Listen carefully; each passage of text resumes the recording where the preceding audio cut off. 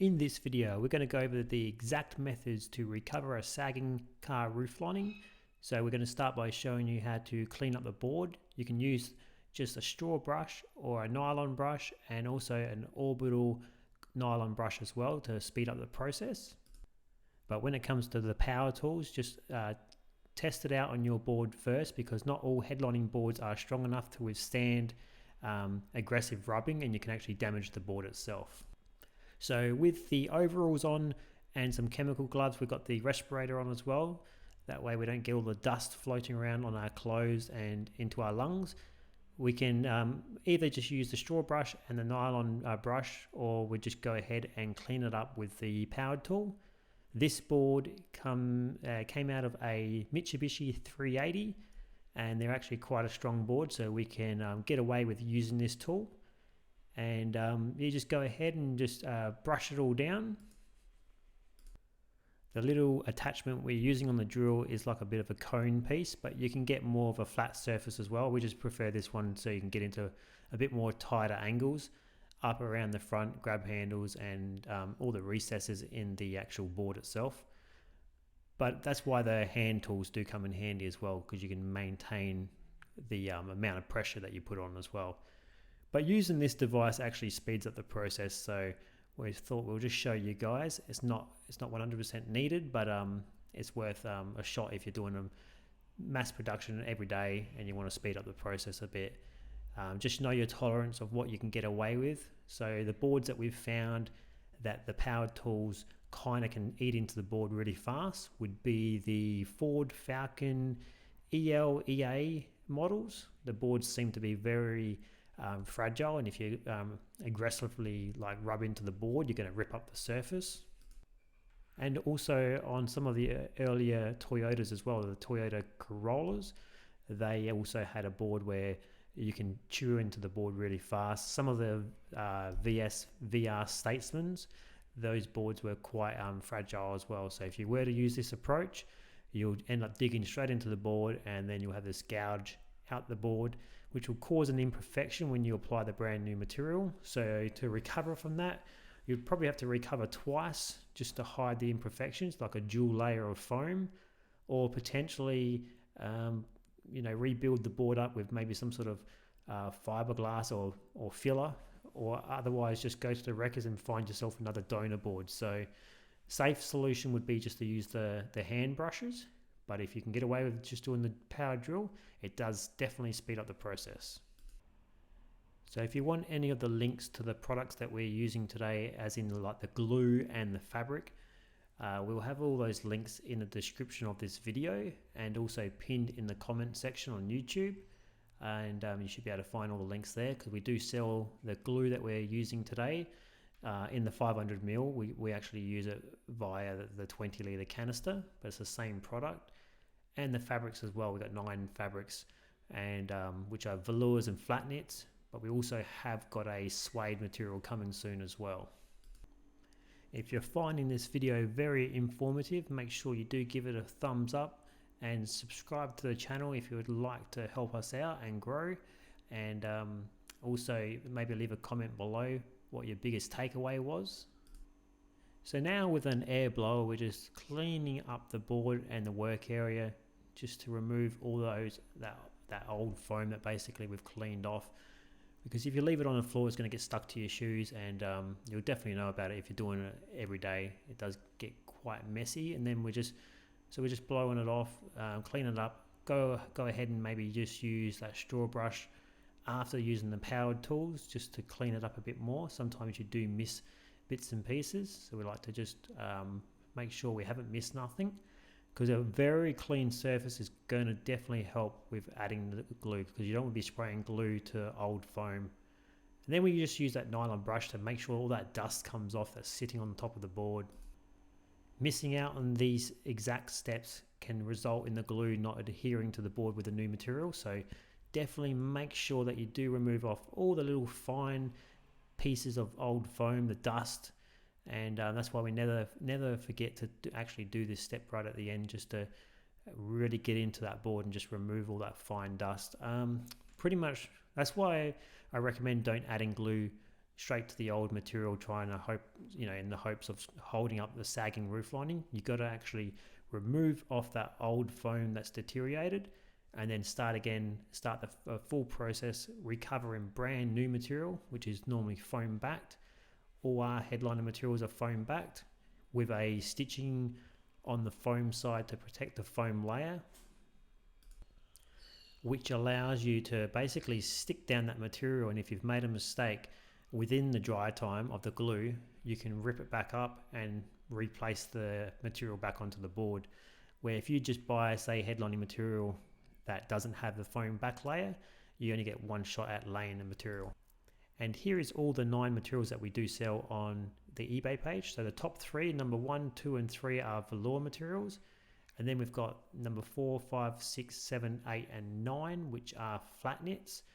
And if you want a closer look at those, we do have videos that show you up close what they basically were. And you can see on that eBay page as well. The glues that we suggest, T65 is what we're using today through a massive canister. The Cantac HSC tack, you can also get that through a massive canister delivery system as well. So we're using like a 20-litre canister, basically just a bigger version of an aerosol can. A couple other glues that we do recommend, 3M High Tack 76 or that Permatex carpet and headliner adhesive are great products as well. We suggest using the Permatex headliner carpet adhesive on all those oily boards that are normally seen on Volkswagen, some of the Volkswagen models and some of the Audi models. The boards seem to be quite oily, so when you remove off the old foam, the board itself just has this like oil layer over the top of it, and our T65 seems to have an issue bonding around any of the tight areas where it's got to bend around, say, sunglasses console and grab handles and bits and pieces like that. So T65 works great on those products on flat surfaces, but around the curves, I'd just suggest Permatex. So now we're just making sure the material has been cut and it's all overhanging in all 4 edges, because when you go to glue it down, you don't want to be short on any of those edges. We're going to use a cylinder just to place in the middle, that way we can fold the material over halfway. And what that does, it just prevents like a bit of a crease line appearing into the material itself, and it just allows for that nice bend halfway. We laid the material out on the bench before with a bit of a plank of wood just to protect it from the dirty bench. So I'll put on the gloves again now, and we're going to go ahead and add some glue, clean up that gun. This is the wand setup where we can basically reach tighter areas, or hard to reach areas, much easier. The glue spray pattern that I recommend to do would be, first spray glue on all the high stress areas, anywhere where the material has to be fed and bent around certain sections. So normally that would be sunglasses consoles, the recess of where the grab handles go and the sun visors go, and any like curvatures in the board. I then spray all the edges and the borders around the job. That helps prevent any overspray, because now I've got like a border to work with. So then after that's been done, I go ahead and spray a pattern basically left to right, overlapping about 50% each time, and just making sure that the glue's hitting the job perfectly without getting too much webbing and catching too much air. And then from there, I'll rotate the board and go ahead and spray the back of the material. Now you've got to make sure you spray glue on the board and the material itself. So same thing, overlapping about 50% each time, making sure that it gets good coverage, because any missed sections of glue may potentially result in the material sagging later on down the track. So being the dry time that it is today, most of the time this type of glue that I'm using, the T65, the window of the dry time stays open quite long, so you can work with this material you can just basically spray half first, but before you stick it down, I'll go ahead and spray the other half, and then I can do the whole lot in one shot. So all depending on what temperature you're working with on the day, but majority of the time we can do that. So spray glue in those high stress areas, anywhere the material has to feed into. Then I'll go ahead and spray my border around the outside of the job to maintain less overspray on the job. And then from there, now I can proceed to just spraying left to right, overlapping about that 50% each time. So if this was like a really difficult job, one where like say I started in the sunglasses console section first because it's got like a massive sunglasses console, or then or maybe a tricky section, I might potentially only do the first half of that front section of the board only first, and then because that way, if you made an error or a mistake, you've only got glue on half the board, and you can salvage the last half of that material for maybe a U model or something smaller. So from here, I'll just go ahead and take off the gloves now. That way I can apply the material and feel exactly where it's going down onto the board more easily. But I actually use like a bit of a application pad to actually push the material down on, because if you use just your fingertips, sometimes you can dent the material and leave like imperfections. So I'm using just basically an offcut of headlining material, and we include that with our fabric orders. So when you do purchase through us, we just included just a little offcut of some headlining material, but you can do your own. So anywhere you've got leftover material, you can just cut it away, make your little push down pad, and then just use that. And it just helps to push down on the material in more of an even manner, where basically you don't get those imperfections and dents from the fingertips. You're actually just pushing down with a bit of a padded surface. And go ahead, I started from the middle and then I kind of work my way out. It's just that way I can kind of maintain that it's sticking down evenly, and I'm not going to run out of material on one side of the edge. So start from the middle, work my way off to the edges, focusing on maybe one half of the board at a time, and I'm making sure that it was originally fed into all those curvatures and indents in the board, because if you skip over those and bridge across, well, then the material's got like this bouncy effect where it kind of doesn't want to be pushed into those gaps anymore, and it will just basically lift up pretty much straight away or the next day. So you definitely want to be trying to feed the material in as loosely as possible without creasing the material into those gaps. So applying no tension is basically what you want to be trying to do. And that's pretty much one half of the board done. Now we can go to the other side and do the same thing. Just want to make sure that the material doesn't crease up. We're going to lift it up where it's kind of stuck down on the edge there. That way we can get underneath the material and feed it more into those that kind of corner of the board there. Otherwise, if we just pull it across, it'll have way too much tension and it'll want to just bounce back up. So sometimes you've got to release where it's accidentally stuck down to get your hand under there to actually feed the material back into those corners, those curves, pretty much any of those high stress zones on the board. They are all really important steps, because if say you applied the material to the board with too much tension, it's going to basically spring back up soon, maybe that day or then a few days later. And basically all your hard work will have all this like saggy spots on the board. So following these steps, sometimes it comes with experience too. But following these steps, just take your time and make sure you do feed it in and have a lot of material that goes into those curves, especially around sunglasses consoles. So this section that we're working on right now, it hasn't got a massive deep section that we have to work around, but some sunglasses consoles do. And that's kind of where I prefer to work first, because that's going to be the hardest part of the board. So a job like this one, which is seen on say a Volkswagen Tiguan, I believe, it's got a high raised section there. And you can see that even the factory material was placed under a lot of tension, because if I was to push it in there, you can see how much material we lose from the border of the edge of the material. That's why they do sag, because most of these factory hood linings are placed so much under tension that they just want to spring back up. So with those type of jobs, there's a bit of a special way of applying it around those sunglasses consoles. I normally like to start at the front, bring the material all the way to the front of that sunglasses console, and then pretty much feed the material around the left side and the right side. And if I need more material, more slack in the material, I normally cut out the section just slightly in the middle of where the sunglasses console would go, It allows more length for the material to stretch around the left and the right sides.